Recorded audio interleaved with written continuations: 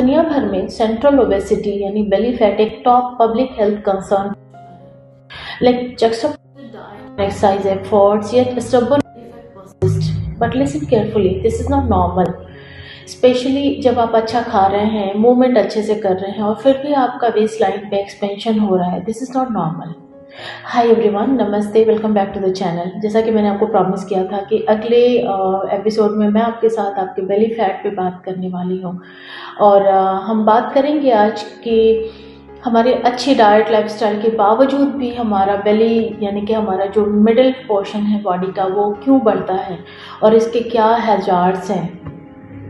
सो इस वीडियो को आखिर तक ज़रूर देखें। इस वीडियो के आखिर में आपको कुछ हेल्पफुल इंसाइट्स मिलेंगे जो आपके बेली फैट को कम करने के साथ साथ आपकी सेहत को इम्प्रूव करने में डेफिनेटली हेल्प करेंगे। सो WHO और ग्लोबल हेल्थ स्टडीज़ बताते हैं कि हर 3 में से 1 एडल्ट जो है वर्ल्ड वाइड उसके एक्सेस बेली फैट है। 3 से 5 गुना ज़्यादा रिस्क है मेटाबॉलिक डिजीजेस का सेंट्रल ओबेसिटी की वजह से। Countries across Asia, Europe and Americas report rising waist circumference trends. So science कहता है ये सिंपल वेट गेन की बात नहीं है, ये कॉम्प्लेक्स मेटाबॉलिज्म का सिग्नल है। इसके बावजूद बहुत सारी बार आप सुनते हैं कि अरे कुछ नहीं होता, कम खाओ, ज़्यादा चलो, सब ठीक है, नॉर्मल है। पर आप समझिए कि इस नॉर्मल को समझते समझते आपके अंदर बहुत सारी चीज़ें घटित हो रही होती हैं जो आपकी सेहत के लिए बेटर नहीं होती। चरक संहिता में क्लियर कहा गया है, मंदाग्नि सर्व रोगाणाम मूलम, मतलब वीक डाइजेशन या वीक डाइजेस्टिव फैट जो है वो हर रोग का मूल है। तो जैसे ही अग्नि वीक होती है, जो भी आप भोजन कर रहे हो, खा रहे हो, उसको एनर्जी में कन्वर्ट नहीं करती है। कन्वर्ट नहीं होने के बजाय ये क्या करती है कि ये आम में यानी टॉक्सिक रेजिड्यू के रूप में हो जाता है। आम जब इनफिल्ट्रेट होता है मेद धातु से यानी कि फैट टिश्यूज़ में, तो ये वहाँ पर संचय होता है मेद धातु के साथ मिलकर और कफ दोष को इम्बैलेंस कर देता है, जिसके रिजल्ट के रूप में आप बेली फैट पाते हैं। तो आयुर्वेद शास्त्र में बेली फैट को आम, मेद धातु एक्यूमुलेशन और कफ के इम्बैलेंस को बताया गया है। Meda dhatu is the tissue जो रिस्पॉन्सिबल होती है फैट के लिए, and because meda dhatu is the tissue responsible for fat, its dysfunction leads to pathological fat storage, not normal weight gain.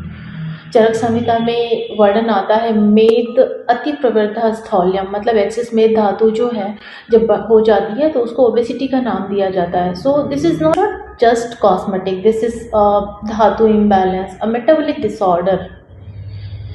सो बहुत सारे रिसर्च हैं मॉडर्न साइंस के जो कॉन्ट्रेरी बेस पे रिवील करते हैं बहुत सारे फैक्टर्स को।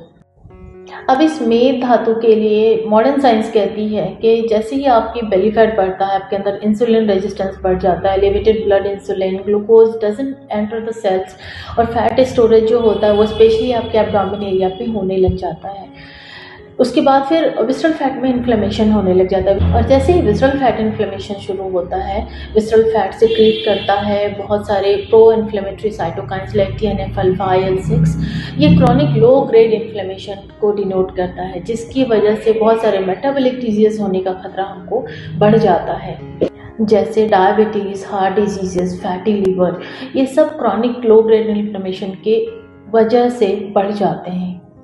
इसके बाद फिर क्रॉनिक स्ट्रेस की वजह से कॉर्टिसोल बढ़ जाता है और फैट जो होता है उसके डिपोजिशन को वेस्टलाइन के आसपास ये ड्राइव करता है।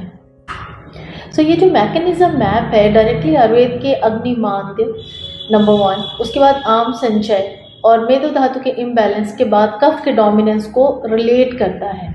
And this explains why people globally are struggling even with the discipline and lifestyle. और इन्हीं सारी कारणों की वजह से ग्लोबल हेल्थ डाटा शो करता है कि बेली फैट जो वो स्ट्रॉन्ग प्रिडिक्टर है किसी भी बीमारी का BMI के मुकाबले। मतलब कि एक नॉर्मल वेट व्यक्ति जो है वो मेटाबॉलिकली अनहेल्दी हो सकता है और अगर वो अर्ली सिग्नल्स को इग्नोर करे तो उसको type 2 diabetes, heart diseases, PCOS specially in women, fatty liver, hormonal imbalances in both male and female, ये खतरा बढ़ जाता है। तो हमें ये जो हमारा छोटा सा सिग्नल आ रहा है बॉडी को, बेली फैट बढ़ रहा है, वेस्ट का सर्कमफरेंस जो बढ़ रहा है, तो हमें उसको इग्नोर नहीं करना चाहिए। So Ayurveda doesn't just feed the fat, it treats why your body is storing fat. Focus area is like strengthen the अग्नि डाइजेस्टिव फायर को बढ़ाना, डिटॉक्स करते हैं आम को, इंटरनल टॉक्सिन्स को हटाना, बैलेंस करना कफ और वात को, रिड्यूस करते हैं साइटोकाइंस के ट्रिगर को और सपोर्ट करते हैं मेटाबॉलिक हीलिंग को। व्हेन द रूट कॉज और address, belly fat naturally reduce होता है without any crash diet, and that is what happens in Ayurveda. So many times stubborn belly fat is not your fault. It's a systemic imbalance showing up on your body.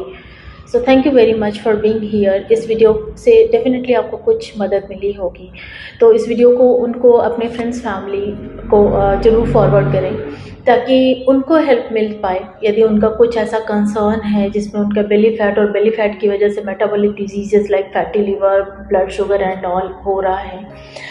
और इस channel को subscribe ज़रूर करें क्योंकि अगला जो series में हम आपको वीडियो लाने वाले हैं उसमें हम ये बात करने वाले हैं स्पेशली महिलाओं से या लड़कियों से कि जो पीरियड पेन होता है वो क्यों नॉर्मल नहीं है।